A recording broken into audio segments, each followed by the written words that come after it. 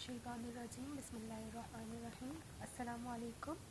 आज हम स्टार्ट करने जा रहे हैं क्लास 9 फिज़िक्स का second topic, that is contribution of Muslim scientist. इसमें हम स्टडी करेंगे डिफरेंट साइंटिस्ट के नेम। ये सेक्शन बी में एक सवाल लाजमी आता है और इसके साथ साथ इस टॉपिक से MCQs भी आते हैं। तो चलिए हम स्टार्ट करते हैं। सबसे पहले कंट्रीब्यूशन ऑफ इब्न अल हैशम। इनका फुल नेम क्या था? Abu Ali Hasan ibn al Haytham. He was born in Basra which is the renowned city of Iraq. इनका नाम था Abu Ali Hasan ibn al हैशम। कहाँ बॉर्न हुए थे? बसरा में, जो कि इराक का एक शहर है। इसके साथ साथ ये क्या थे, इनके फिजिक्स या इस फील्ड में कंट्रीब्यूशन क्या है, ये एक स्कॉलर थे। He was a great scholar of physics, astronomy, medicine, ETC। इसके अलावा इन्होंने बहुत सारी बुक्स लिखी थी। इनकी सबसे अच्छी बुक और सबसे फेमस बुक जो है वो किताबुल मनाजिर है, जो कि किस पे लिखी गई थी? ऑप्टिक्स पे। ठीक है।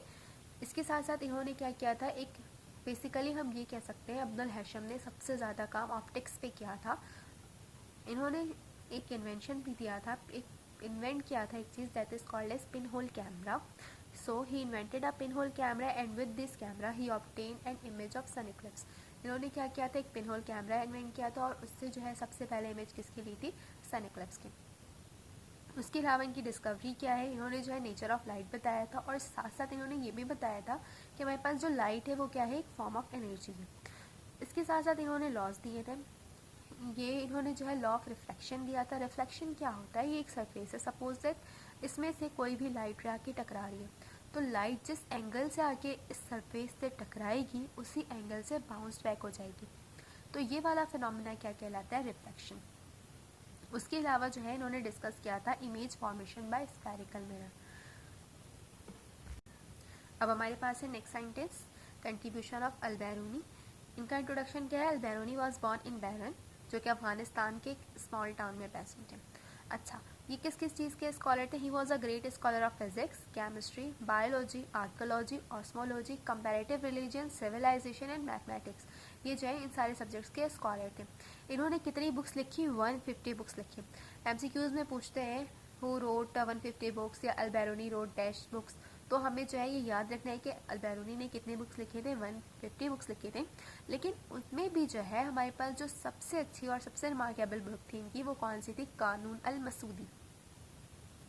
इसके अलावा इन्होंने क्या काम किया था? He gave the method of determining the longitude and latitude of place. इन्होंने हमें मेथड दिया था कि हम किस तरह किसी भी एक सरफेस या किसी भी प्लेस का लॉन्गिट्यूड और लैटिट्यूड निकाल सकते हैं। उसके साथ साथ जब पहले जो है अर्लियर में लोग ये समझते थे कि अर्थ जो है वो एक फ्लैट बॉडी है, लेकिन अल-बैरूनी ने ये कॉन्सेप्ट क्लियर किया था और इन्होंने बताया था कि हमारे पास जो है अर्थ जो है वो राउंड बॉडी है, और इसके साथ साथ इन्होंने इसको प्रैक्टिकली प्रूव भी किया था। इसके अलावा इन्होंने क्या किया था? अर्थ का सरकमफेरेंस फाइंड आउट किया था। अब सरकमफेरेंस क्या चीज़ होती है? सपोज दैट ये जो मेरे पास अंदर वाला सर्किल है ये एक अर्थ है या राउंड बॉडीज है।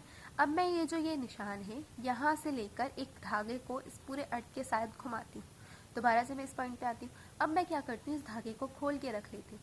तो अब जो ये चीज़ यहाँ से यहाँ तक मेरे पास आए, ये क्या है? सरकमफेरेंस ऑफ द अर्थ है। अच्छा, इन्होंने इसके साथ साथ एक और एक काम किया था कि डेंसिटी फाइंड की थी डिफरेंट मेटल्स की। तो ये सारी कंट्रीब्यूशन थी अल-बैरूनी की। अब है हमारे पास next contribution of doctor Abdul Salam, sorry doctor Abdul Qadeer Khan की कंट्रीब्यूशन पहले पढ़ते हैं, फिर हम डॉक्टर अब्दुल सलाम की कंट्रीब्यूशन पढ़ेंगे। डॉक्टर अब्दुल कदीर खान, हर बंदा इसको जानता होगा, इन्होंने पाकिस्तान को एटॉमिक पावर दिया था। पहले हम इनके इंट्रोडक्शन पढ़ते हैं। Doctor Abdul Qadeer Khan was born in Bhopal which is the city of India. कहाँ पैदा हुए? भोपाल में, जो कि इंडिया का एक शहर है। He made Pakistan and nuclear state. Abdul Qadeer Khan की वजह से क्या हुआ? पाकिस्तान एक न्यूक्लियर स्टेट बना। He worked as an expert in a uranium enrichment plant. हमारे पास जो अब्दुल कदीर खान थे, ये एक प्लांट पे काम कर रहे थे, यूरेनो इनरिचमेंट प्लांट। इनकी अचीवमेंट्स क्या थी? He was awarded by Hilal Imtiaz by the government of Pakistan. Government of Pakistan ने इन्हें जो है हिलाल इम्तियाज़ दिया। ठीक है। To honour him a laboratory is made. He the name of the laboratory is AQ research laboratory. इन्होंने पाकिस्तान के लिए इतना ज़बरदस्त काम किया, इससे न्यूक्लियर स्टेट बनाया है, तो इनको जो है ऑनर देने के लिए हमने क्या किया है? एक लेबॉर्ट्री बनाई है, that is called as AQ research laboratory. अब हमारे पास है next contribution, that is contribution of doctor Abdul Salam. Doctor Abdul सलाम हमारे पास वो साइंटिस्ट है जिनको नोबेल प्राइज़ मिला है। एमसीक्यूज़ में पूछते हैं कि किस साइंटिस्ट को नोबेल प्राइज़ दिया गया, तो हमें याद रखना है कि डॉक्टर अब्दुल सलाम को जो है नोबेल प्राइज़ मिला था। किस वजह से मिला था? इन्होंने फिज़िक्स में क्या किया था? ग्रैंड यूनिफिकेशन थ्योरी दी थी, गट।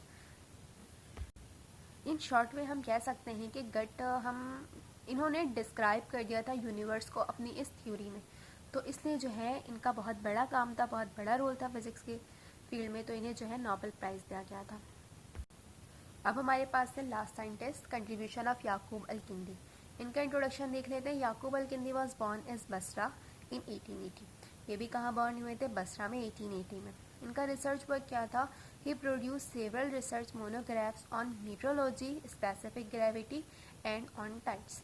हमारे पास मीट्रोलॉजी क्या होता है? हम जो मेजरमेंट की स्टडी कर रहे होते हैं, that is called as metrology. Specific gravity और साथ साथ इन्होंने टाइड्स बताया था। टाइड्स वो होते हैं, हम देखते हैं कि कुछ 1 तारीख से लेकर चांद की हम बात कर रहे हैं। अगर हम 1 तारीख से लेकर 15 तारीख तक देखें तो क्या होता है? चांद के साइज़ जो है वो आहिस्ता आहिस्ता बढ़ रहा होता है और फिर 15 के बाद से वो दोबारा से रिड्यूस होना शुरू हो जाता है। तो ये किस वजह से होता है? ये टाइड्स जो है याकूब अल किंदी ने हमें बताया था टाइड्स के बारे में। अच्छा, कंट्रीब्यूशन क्या था? He explain the musical notes on the scientific ground and discover a method to express the notes in term of frequencies. ठीक है। He also discuss the nature of sound. इन्होंने क्या किया था? नेचर ऑफ साउंड को discuss किया था। हमारे पास जो अब्दुल हैशम थे उन्होंने क्या किया था? नेचर ऑफ लाइट को डिस्कस किया था। याकूब अल किंदी जो है वो नेचर ऑफ साउंड को डिस्कस कर रहे हैं। His most important work was in the sound and optics. इनका जो सबसे ज़्यादा काम था वो किस में था? साउंड और ऑप्टिक्स में था। This is all about contribution of Muslim scientist in 9th class book. Thanks for watching.